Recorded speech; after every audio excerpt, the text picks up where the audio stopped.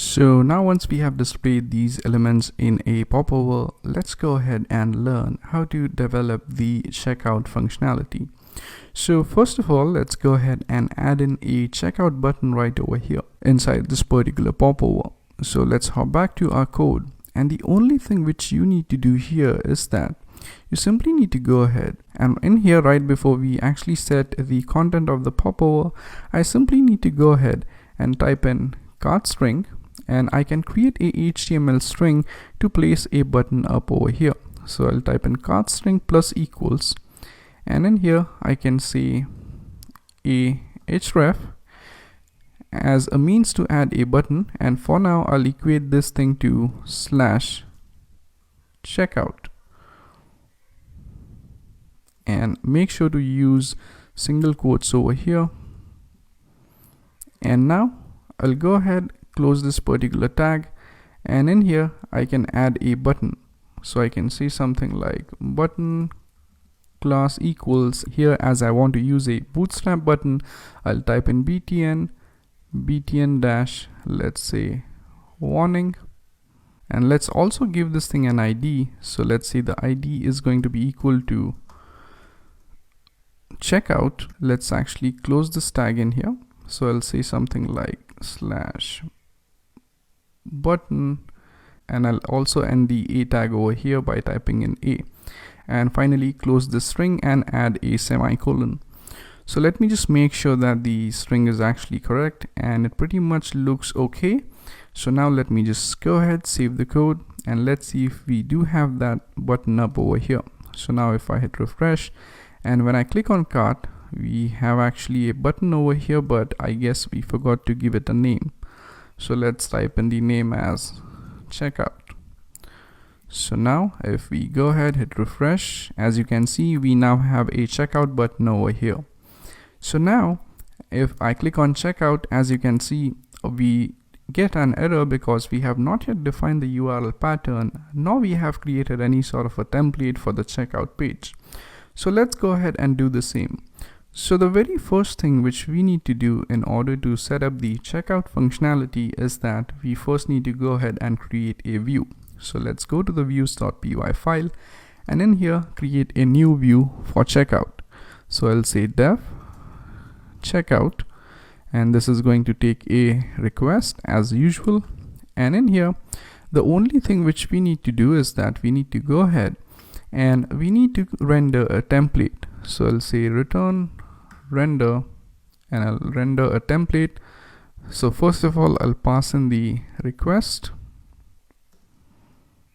and we don't have any sort of context in here, so I'll directly go ahead and pass in a template. So I'll type in shop slash, let's say checkout.html. So we don't right now have this particular template in our templates directory, so let's go ahead and actually create that particular template. So I'll go ahead, go to files, let's go to templates, and in here inside the shop I'll create a new file, and I'll call this thing as checkout.html. so in here I'll simply go ahead and add some HTML code, and for now let's say this thing only says something like this is a checkout page. And now once we go ahead, save that, we are pretty much good to go. But if we go back over here and hit refresh, as you can see, we still don't get that page over here because we need to associate a URL pattern with this particular view right here. So let's go ahead and do that as well. So for that, let's hop back to the urls.py file, and in here let's simply add the URL pattern for checkout. So I'll type in path, and the path is actually simple. It's just checkout slash, and then let's associate a view with this. So that should be views.checkout, which is the view which we have just created right now. And let's say the name of this thing is going to be equal to checkout as well. So now once we go ahead and do that, we are pretty much good to go. So now if we go back over here, and if we hit refresh and if we go to checkout, as you can see, we are now redirected to the checkout page. So now in order to design this checkout page, let's say you want to display all of the items in our cart over here.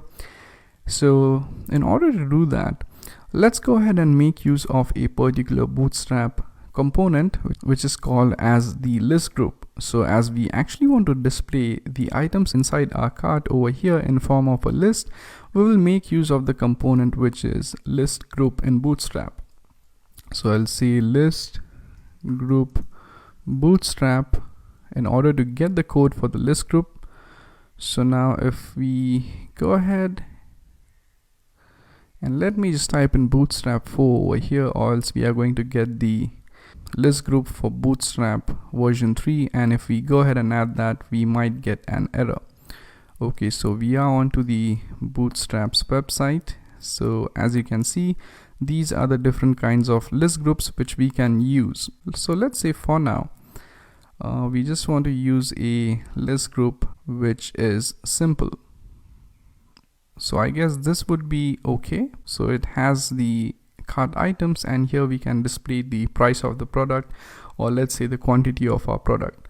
So let's go ahead and get that. So I'll simply copy this particular list group, and let's go back over here inside our HTML code, inside the checkout.html, and let's go ahead and create a proper container over here. So I'll say something like div, the class is going to be container. Then inside the container, let's go ahead and as usual create a row and column. So this should be div class call-md-12, and then div, that's going to be class equals row. And now let's actually go ahead and paste this thing in here. So now if we go over here in our checkout page and if we hit refresh, as you can see, we do get the items, but the Bootstrap styling is not yet applied, and that's actually because we don't have the Bootstrap CDN link for this particular file. So it's not a good practice to have the CDN links in each one of those HTML page. Instead, we should actually create a base.html file which is not only going to hold these links, but it should also hold the navigation bar as well. So for now, let's simply go ahead and just get the Bootstrap CDN link, which is this thing right here. So I'll simply go ahead, copy that from here, and let me just paste it up over here in the head tag. And now once we do so, as you can see, this thing works just fine. Okay, so once we have that, our next job is to go ahead and actually populate this particular list group right here. So we are going to populate this particular list group in the next lecture. So thank you very much for watching, and I'll see you guys next time. Thank you.